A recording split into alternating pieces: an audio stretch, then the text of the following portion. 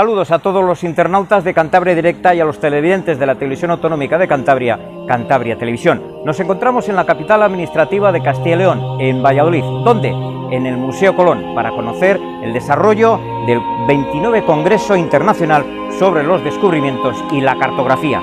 Y es que si se quiere conocer cómo fue la España conquistadora, cuál es el papel que hicimos en aquella España de los siglos XV y XVI, hay que venir hasta Valladolid y en concreto hasta este punto, hasta el Museo Colón. ¿Cómo fue el descubrimiento de uno de los puntos más importantes de América y poco conocidos? Estamos hablando de la costa este de los Estados Unidos de América, los estados de Delaware, Pensilvania, Nueva York. En resumidas cuentas, lo que es esa costa este, los pioneros en conocer esos puntos fuimos los españoles. ¿Qué navegante? ¿Cómo se ha conseguido esta investigación? ¿Dónde estamos en estos momentos? ¿Cómo se le va a dar a conocer al pueblo norteamericano este hallazgo español? Lo vamos a conocer aquí, en Cantabria Directa y en Cantabria Televisión, desde aquí, desde el Museo Colón de Valladolid.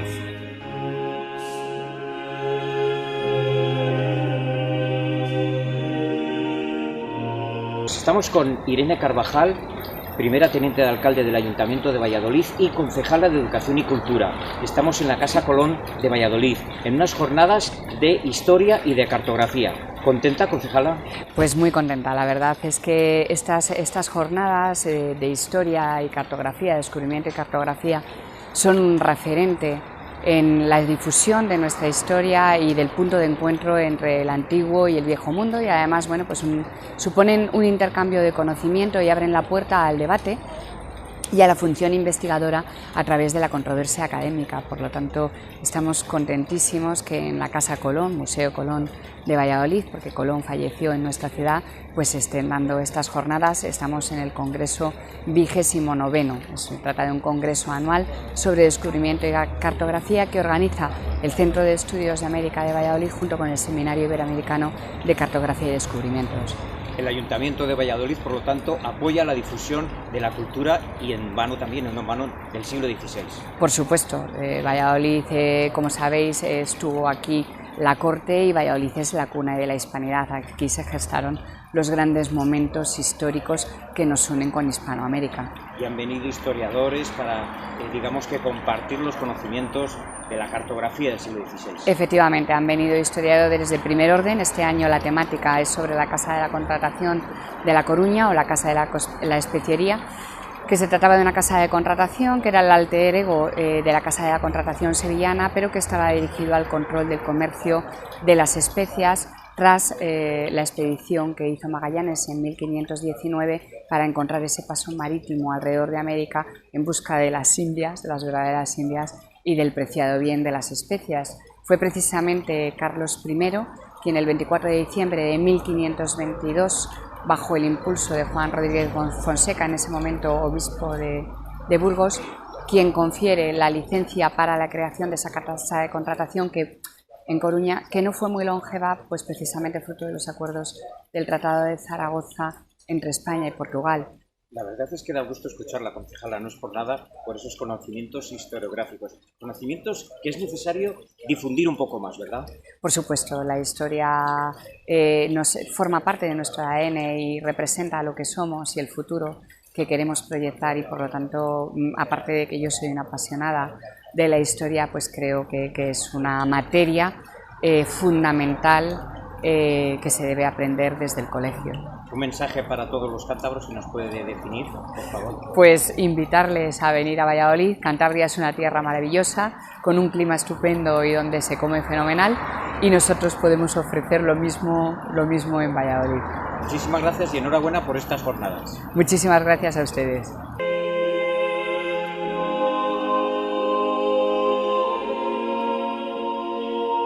Bueno, estamos con Adelaida Sagarra, profesora de la Historia de América de la Universidad de Burgos. Eso es. Estamos en la Casa Colón de Valladolid en unas nuevas jornadas de descubrimientos y de cartografía. Interesante su exposición, profesora.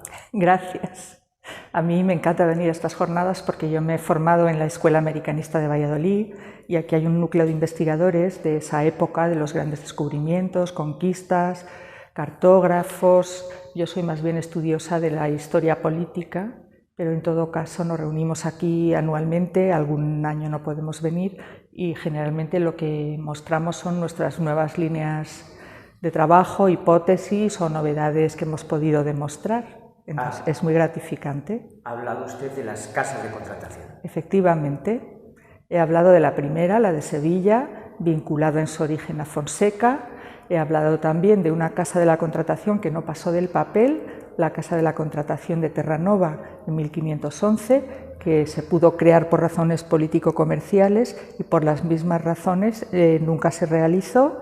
Después de la Casa de la Contratación de la Especiería, lógicamente, para crear una nueva región gestionada por los mercaderes financieros norteños y la nobleza gallega, que regionalizara las Molucas y todo el tráfico especiero.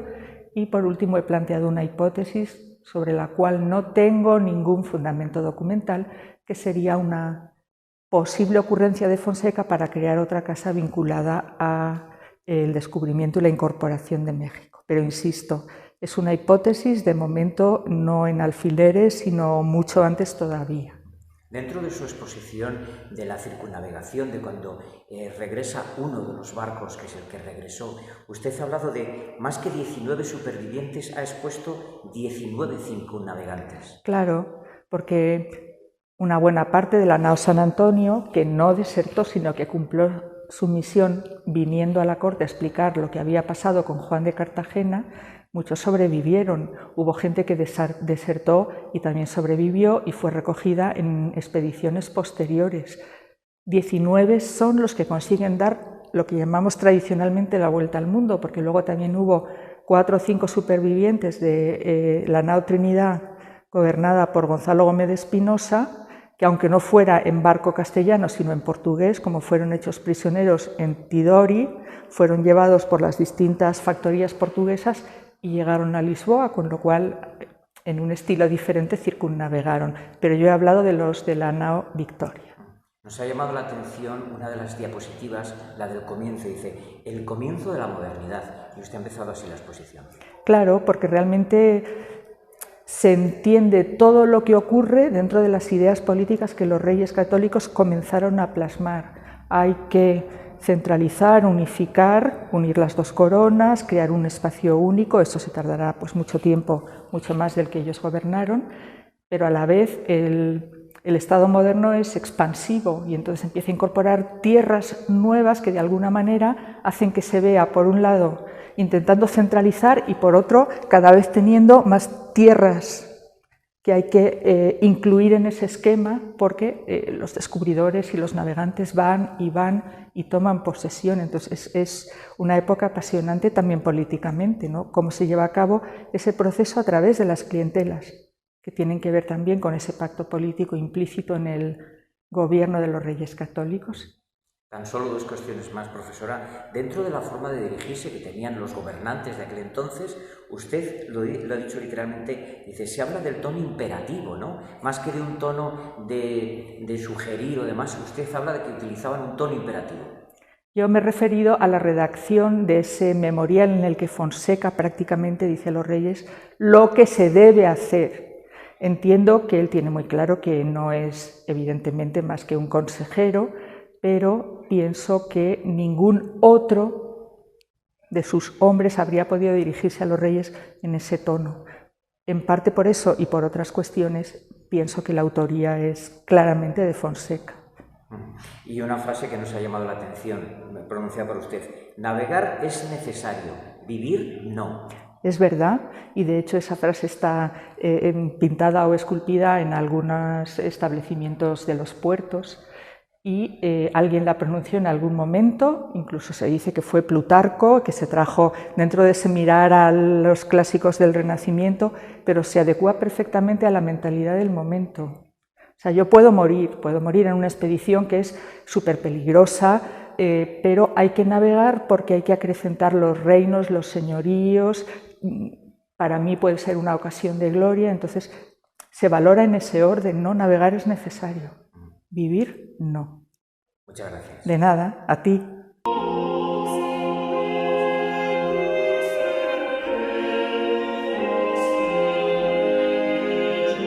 Estamos con José Ignacio Palacio Sanz, catedrático de musicología de la Universidad de Valladolid, y en estas ponencias ha expuesto usted cómo administrar justicia del Juzgado de Bienes de Difuntos a la Real Chancillería de Valladolid en el caso del maestro de capilla Juan de Vitoria. Es importante el trabajo de un investigador y de hacerlo bien, José Ignacio. Es importante investigar y es importante hacerlo bien. Sería una fórmula muy vieja, yo no he descubierto nada, pero investigar bien facilita desde las fuentes primarias conocer muchas cosas que cuando se investiga mal no se conocen, o se obvian, o caes en la cadena de decir lo que han dicho otros y a veces en ocasiones equivocadamente. En parte esta ponencia intenta descubrir una figura del que se tienen noticias, pero en algunos casos noticias que no se ajusta a lo que aparece en la documentación. Con lo cual yo creo que la gran novedad es poder aportar datos hasta ahora desconocidos sobre un músico, tal vez también algo desconocido, que se fue a México, murió en México, pero que la búsqueda de distinta documentación nos facilita conocer desde que nació, cuál fue su formación y distintos aspectos en su práctica profesional o incluso, como decía, en su práctica como editor de música de un libro que se llamaba Artes del Canto Llano, o su labor como comerciante del cacao. Es decir, es uno de los personajes, en el sentido pleno de la palabra, hicieron las Américas. Cuyo nombre es Juan de Vitoria, no Juan de Victoria, no nació en Burgos, nació en Cáceres. Todo eso lo ha investigado usted. Exactamente, sí, así es. Todavía eso lleva como 4 o 5 meses, y todo esto surge a través de otra investigación, metido en el mundo de los pleitos de músicos, pues me ha permitido conocer estos datos sobre este señor, que no era Juan de Vitoria, era Juan Gómez, pero se cambió al ir a las Américas desde Sevilla, se cambió el apellido.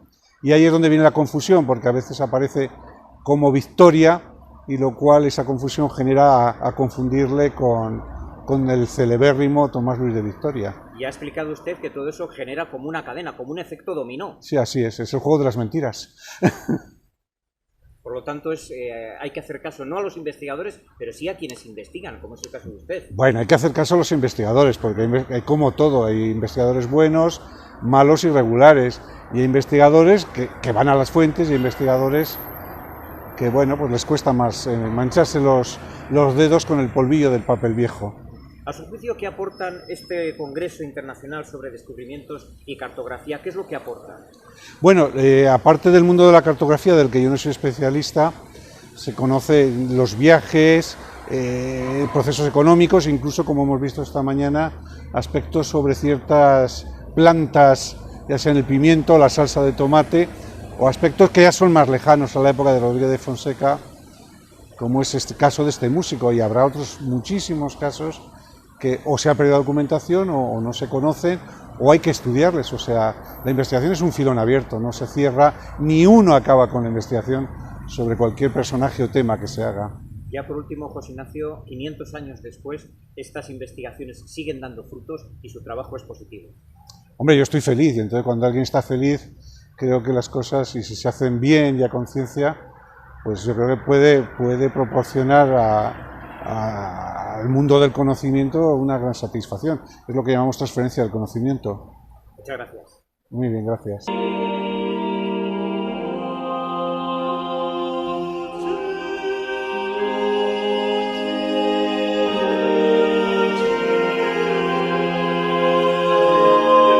Estamos con el profesor Miguel Ángel Zalama, catedrático de Historia de la Universidad de Valladolid.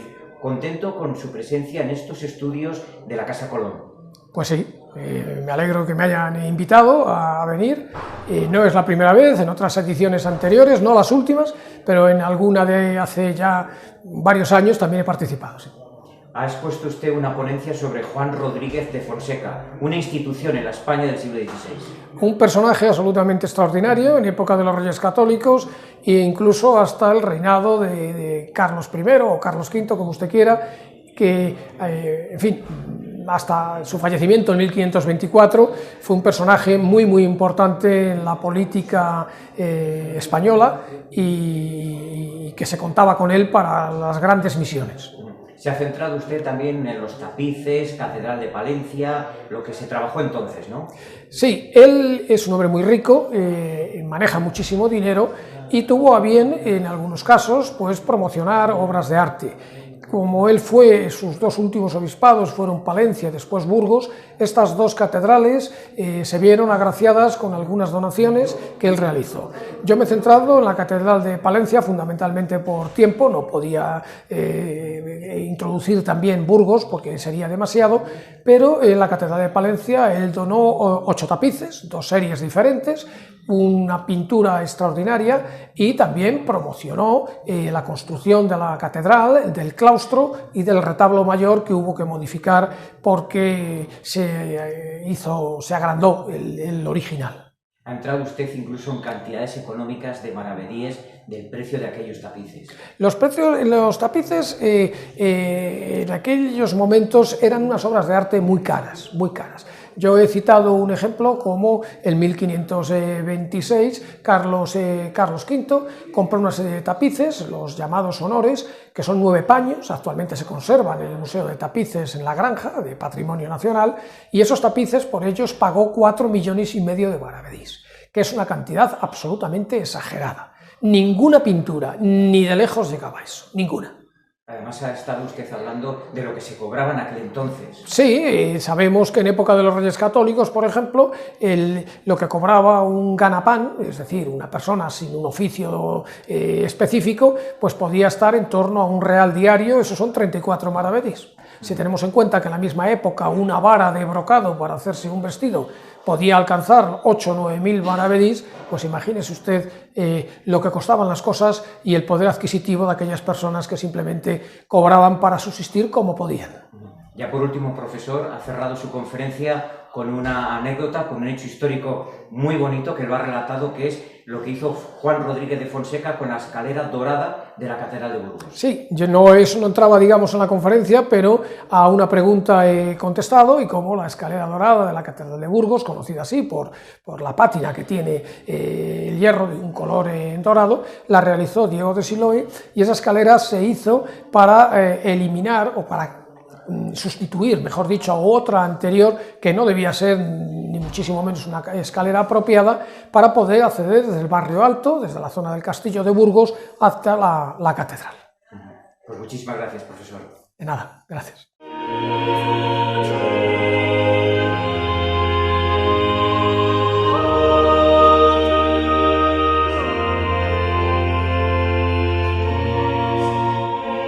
Estamos con Carmen Manso Porto, doctora en Historia del Arte y responsable de la sección cartográfica de la Real Academia de la Historia. Es importante la difusión de estos contenidos que se están difundiendo en el Museo Colón de Valladolid. Efectivamente, además estamos celebrando un congreso de cartografía y de descubrimientos y cartografía el 29, dedicado a Juan Rodríguez Fonseca, y concretamente a la época de la fundación de la Casa de la Contratación de la Especiería en La Coruña. Y bueno, es muy importante reunirnos todos porque además somos expertos en historia de América, en historia del arte, historia de la música. Nos reunimos aquí diferentes disciplinas y entonces cada uno de nosotros aporta un granito de arena al conocimiento de este periodo del siglo XVI, que fue tan importante para las expediciones al Maluco y también para las expediciones de Magallanes, Cartagena y Elcano al Pacífico.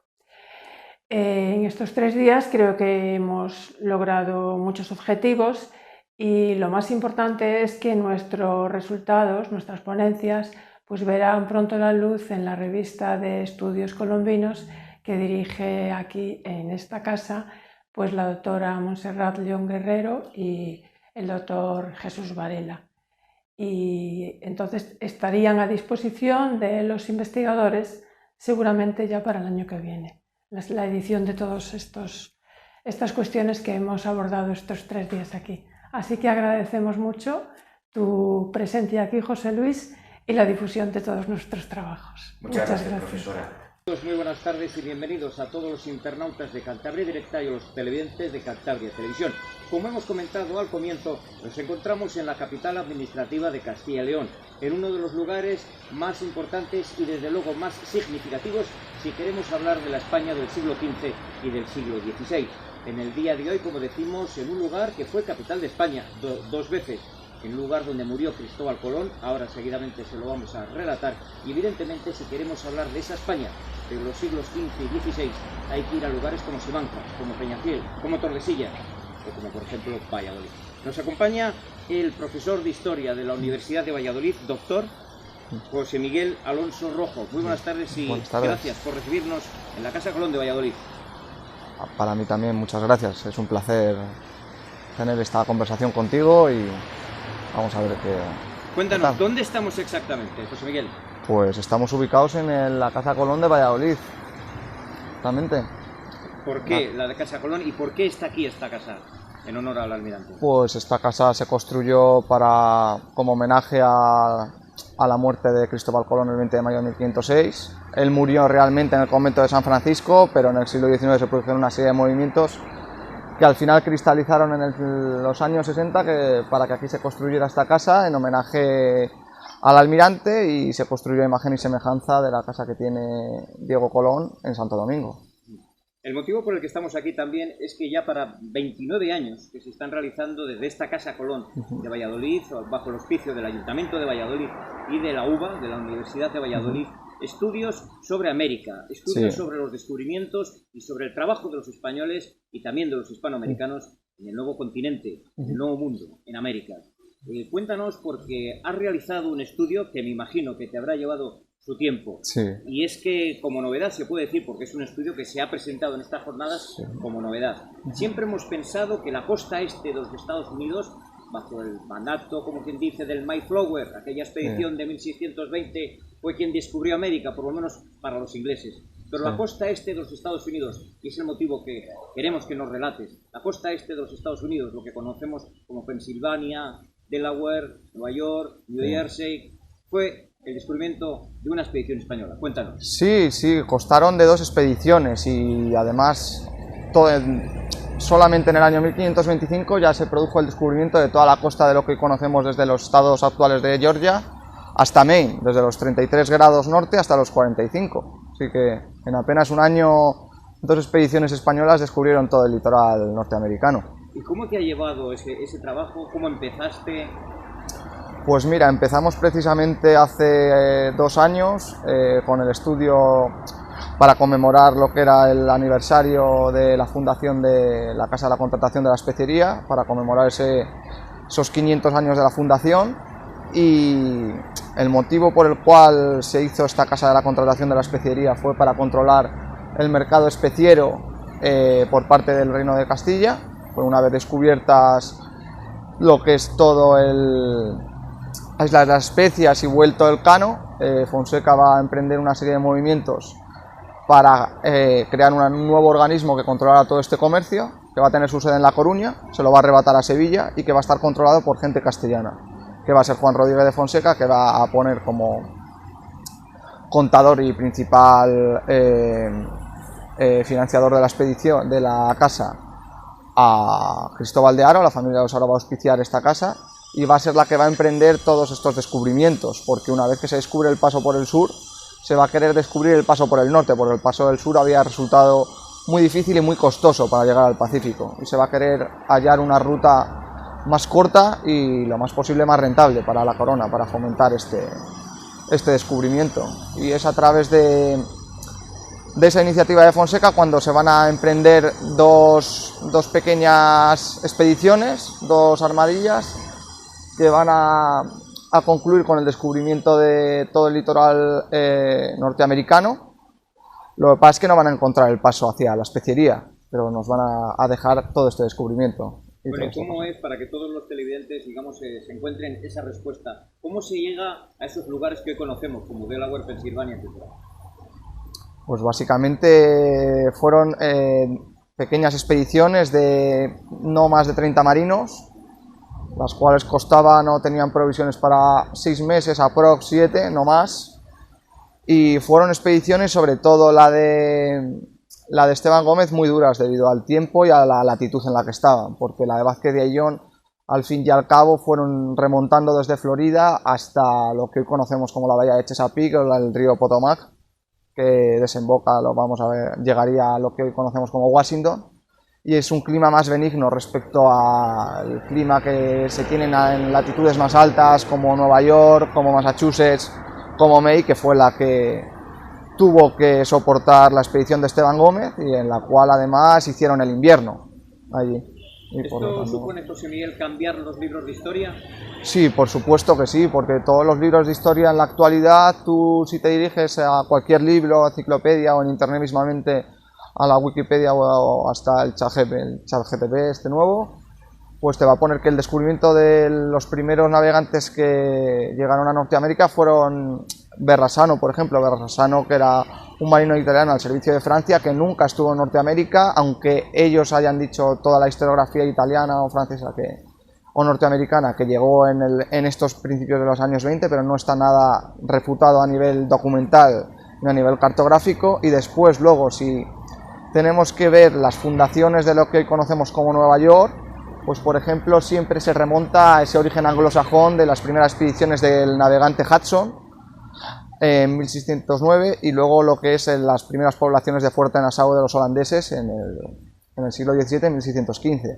Pero fíjate, estamos hablando, como comentaba al comienzo, de que los ingleses, los irlandeses y hasta los propios norteamericanos tienen la referencia del Mayflower. Sí, el sí, sí. Mayflower son 1620. Sí, claro, son 100 años después, pero es que es eso, nosotros tenemos que, o por el desconocimiento, o por el complejo que tenemos siempre en nuestra historia, tenemos que volver a fomentar y a potenciar lo que fue la historia, que además todo está refutado en documentos, tanto en el archivo de Indias como en el archivo de Simancas. O sea, esto no nos inventamos nada, ni decimos que porque somos españoles y descubrimos América y Sudamérica, también hemos descubierto Norteamérica, sino que está todo refutado y está todo documentado tanto en legajos y en papel como en cartografía, en los mapas españoles. ¿Cuáles han sido tus fuentes, José Miguel? Y mis fuentes son las que te acabo de decir, el Archivo General de Indias, todos los legajos y documentos que hay presentes y la cartografía que nos ha legado la Casa de la Contratación de Sevilla, Nuño García de Toreno. Todos así de planisferios que además recogen el itinerario de todas estas expediciones. Hay que decir que los mejores cartógrafos del mundo siguen siendo españoles. Sí, bueno, en esa época sí, claro. O sea, en esos tiempos España fue líder cartográficamente a nivel mundial desde 1493 hasta finales del 16, ya con Ortelius y tal, pero los mejores navegantes y los mejores estudios a nivel científico eran españoles y los mejores mapas estaban aquí. El primer mapa, el de Juan de la Cosa. Claro. Muy bien, pues se ha presentado esto en la Casa Colón de Valladolid, sí, en estas jornadas que son ya 29 años y me imagino que contento, satisfecho. Sí, muy satisfecho siempre. Jesús Varela como tutor, más o menos, digamos, ¿no? Y como Serrat León Guerrero. Sí, siempre muy contento de mis maestros, que son Jesús Varela Marcos y la doctora María Montserrat León Guerrero, que son mis mentores y los que me han enseñado todo en este mundo, o sea, lo tengo que agradecer. Bueno, ¿y a partir de ahora qué, José Miguel? Pues a partir de ahora a seguir investigando y a seguir fomentando y potenciando la historia de España. Y a difundir este hallazgo, ¿no? Claro. Me imagino que tendréis pensado difundirlo de alguna forma, alguna publicación. Sí, tenemos pensado en difundirlo y en hablar con la embajada y tal, sobre todo eso, con Estados Unidos. Esa es nuestra intención. Porque ellos además sí que algunos autores ingleses sí que han hecho estudios en el 19 o en el 20, pero han sido denostados por la mayoría historiográfica anglosajona y italoamericana, que no quieren fomentar que se propague la verdadera historia, se difunda la verdadera historia. ¿Qué es esto? Pues muchísimas gracias por recibirnos en esta casa. A usted un placer.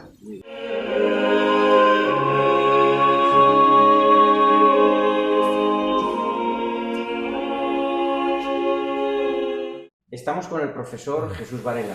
¿Qué le ha parecido a usted el desarrollo de las jornadas del 29 Congreso Internacional sobre Descubrimientos y Cartografía? Como son ya las 29 jornadas, como bien ha dicho, tengo una visión con cierta perspectiva y me doy cuenta que sigue manteniendo estas reuniones científicas un nivel cultural muy paralelo o de igual nivel que el que se tuvo con la ilusión del primer año. Y eso es muy de destacar en una sociedad donde la universidad ha perdido mucho de investigación, los grupos de trabajo han disminuido y digo siempre en las zonas de historia y de letras y de cartografía. En la parte científica clásica no me meto, pero en la parte de letras esto prácticamente ha desaparecido. Y aquí en esta casa se mantiene todavía y hemos visto ponencias muy interesantes y novedades que es muy de agradecer, lo cual quiero decir que creo, en mi opinión, que el nivel es bastante alto. Novedades como la presentada en la ponencia del profesor José Miguel Alonso Rojo. Los españoles descubrimos la costa este de los Estados Unidos, Nueva York. Sí, los españoles de ahora no descubrimos nada, pero en el año 1522, me parece que fue, la expedición de Esteban Gómez hace un viaje desde Cuba hasta la costa de Nueva York y la descubre, donde está actualmente Nueva York. Es la primera vez que se hace y ello lleva a completar un reinado como es el reinado de Juana I de Castilla, que fue en el que más territorios se descubrieron en ningún otro reinado de ningún país del mundo, porque cuando después se pase el Pacífico y se llegue al Maluco y a Asia y demás, no se descubre nada. Eran ellos los que nos podían haber descubierto a nosotros. Sin embargo, como saben, América lo tuvimos que descubrir porque Colón se confundió y se topó con un paréntesis que es la tierra americana y eso no lo conocía nadie y luego sí que lo descubrimos. El resto no se descubrió nada. Luego estamos ante prácticamente la culminación de todo el continente americano, desde la costa norte de Estados Unidos hasta el Estrecho de Magallanes, que en esas fechas se acababa de descubrir. Y es un gran adelanto, y además refrendado cartográficamente. Luego, que se conozca o no se conozca ya no es nuestro problema solo es descubrirlo, y él lo ha encontrado. Yo ayudé un poco. Profesor, si queremos conocer los descubrimientos de la España del siglo XV-XVI, tenemos que ir a lugares como Sevilla, Madrid, Simancas, Tordesillas o la Casa Colón de Valladolid. Sí, pero hay que estar incrustados en algún grupo de investigación. El ir a un archivo no supone nada, es abrir una puerta y entrar.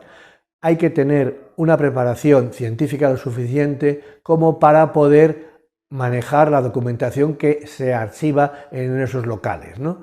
Entonces, el problema que tenemos ahora es que los viejos profesores están desapareciendo, no forman a los nuevos doctores y no tenemos personas científicamente preparadas para entrar en esos archivos y poder mantener el nivel de renovación de la historia española que se estaba produciendo. Habíamos huido ya de la historia de color negro o de color rosa y estábamos sacando la historia de los hechos. Y yo creo que ahora está un poco parado. Profesor, ya por último, para concluir, un mensaje para esos jóvenes investigadores cántabros y cántabras que se aventuran a conocer el mundo de la historia de España. Por la característica de los cántabros, que son muy ilusionantes, y que suelen trabajar y hacer cosas difíciles por nada, les vendría muy bien hacer historiografía, estudiar historia e investigar historia, porque dinero no da mucho, pero el prestigio y la gallardía va mucho con el mundo de Cantabria. De allí salió un buen mapa, ¿no? Y de allí, bueno, sí, vamos a decir que Juan de la Cosa, un cántabro, pues dibujó el mapa de Juan de la Cosa del año 1500, que es el primer mapa mundi, el que cambia toda la historiografía de la cartografía contemporánea de aquel momento, porque añade un nuevo continente al mundo. Antes había Eurasia, o sea, Europa, Asia y África, y cuando se hace ese mapa aparece Europa, Asia, África y América. Profesor Jesús Varela, da gusto escucharle, muchas gracias. Gracias a vosotros.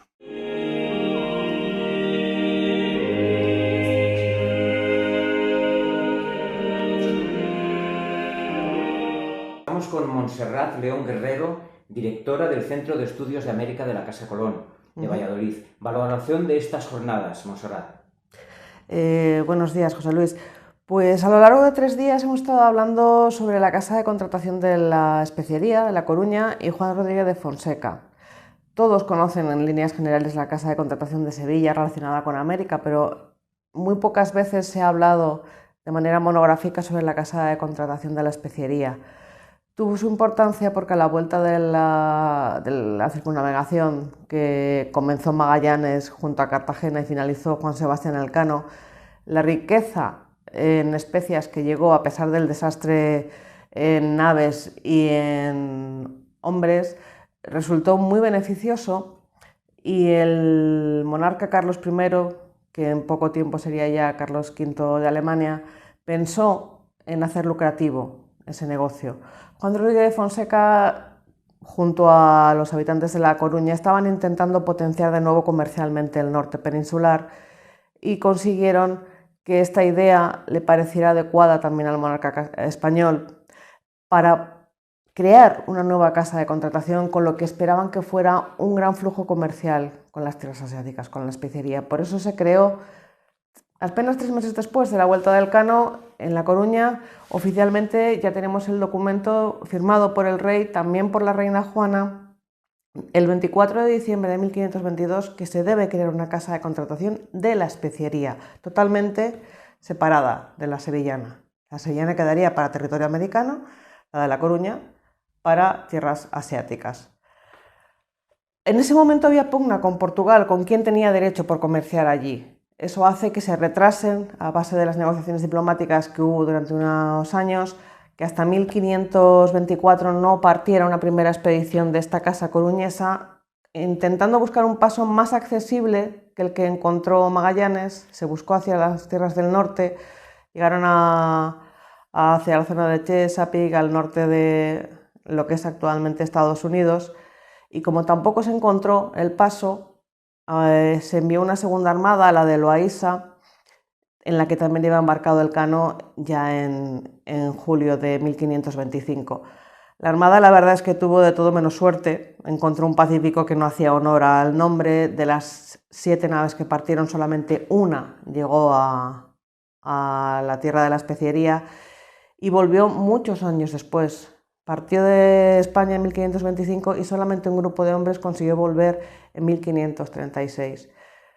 Eso, unido a que salieron nuevas expediciones que tampoco se supo de ellas durante una temporada si tuvieron resultado o no, y los problemas económicos que tenía el ya emperador en Europa, al no encontrar rentabilidad se perdió interés y firmó un acuerdo con Portugal para evitar ese posible conflicto, vendiendo formalmente la tierra de la especiería a Portugal. Se firmó el Tratado de Zaragoza en 1529 y a partir de ahí se olvidó oficialmente la especiería. No Filipinas, esa es otra historia que lo trataremos en otro capítulo, como dirían los publicistas. Todo eso se ha tratado a lo largo de estos días, viendo la parte importante, la comercial, la económica, y viendo que precisamente la parte humana, el si había o no más o menos desaparecidos, no era lo que se tenía presente. También hemos intentado ver precisamente la parte humana, ya que la oficial no lo trabajaba desde el punto de vista artístico, de qué se comía durante esa temporada, si se enviaban ciertos animales o no, precisamente también con intención de asentarse en esas tierras. Por lo tanto, yo creo que hemos tenido una visión bastante global de lo que era el contexto histórico del momento, no solamente de viajes de descubrimiento, no solamente de cartografía, que creo que las personas que han estado aquí o que nos han escuchado a través de casa por videoconferencia, creo que podrán apreciar lo que era la España de ese momento. También hemos podido ver que ha habido videoconferenciantes como el de esta última jornada que han entrado por videoconferencia, valga la redundancia. Eso también es un éxito, ¿no? Sí, yo siempre digo que la pandemia nos ha traído muchas cosas malas, pero nos ha acostumbrado a utilizar la tecnología buscando la parte beneficiosa. No solamente con Jaime González Rodríguez, catedrático de Historia de América de la Complutense, que normalmente nos acompaña en persona, pero en esta ocasión, pues bueno, tuvo un problema físico que no se lo permitió, pero así hemos podido escucharle. Además es una persona que sabe mucho de la época, que siempre nos enseña a los demás. Y además nos ha facilitado también la videoconferencia contar con participación de personas. En este caso había 2 ponentes mexicanos, otros años tenemos también de Portugal, de Italia. Entonces nos permite ese nexo, no solamente a través del barco, como hablábamos de estos viajes, estas expediciones, sino ahora a través de la tecnología. Es la ida y la vuelta de la comunicación. Lo bueno que tiene es que ahora de manera inmediata. Hemos podido escuchar temas como la pimienta, hemos podido escuchar música del siglo XVI, hemos podido conocer tapices de la Catedral de Palencia, siglo XVI, Juan Rodríguez de Fonseca. Nos ha llamado la atención muchísimo esa navegación española por la costa de los Estados Unidos, por Nueva York. Exacto. Y ya lo dijimos el otro día, imagino que habrá tenido ocasión de hablar con José Miguel, que fue quien expuso el trabajo. Es una pena, no sabemos vendernos, nunca hemos sabido. Los españoles fuimos los primeros en llegar en muchísimas ocasiones y a muchos lugares. ¿Qué pasó? Que en ese momento no resultaba rentable, era un marco geográfico tan sumamente inmenso que era imposible centrarse en todo. Esa zona de Estados Unidos no fue rentable por la climatología, por la distancia, porque estaban invirtiendo hombres y naves y economía en la zona del Caribe y ya en lo que ahora es la parte del continente suramericano. Si nos hubieran dejado tiempo, algo distinto sería, pero llegaron holandeses, llegaron ingleses y ellos se asentaron allí y es la historia que conocemos. Pues Montserrat León Guerrero, enhorabuena por estas jornadas en el Congreso Internacional sobre Descubrimientos y Cartografía, la Casa de Contratación de La Coruña y Juan Rodríguez de Fonseca. Estaremos el próximo año también aquí en el Museo de Colón de Valladolid. Eso esperamos. El año que viene nuestra intención es centrarnos de manera más monográfica en Juan Rodríguez porque es el aniversario de su fallecimiento. Gracias. Gracias.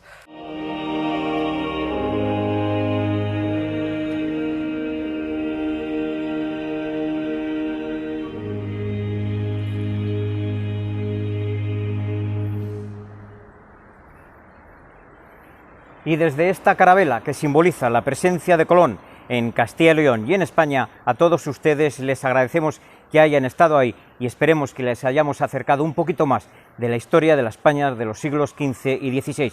Y esa es la noticia, esa es la situación que se le va a dar a conocer próximamente a la Embajada de los Estados Unidos en España. Y es que los españoles fuimos los primeros en entrar en esos territorios: Pensilvania, Delaware, Río Hudson, Nueva York, etc. Y se lo hemos contado desde aquí, desde la casa del Museo Colón de Valladolid. Buenas tardes.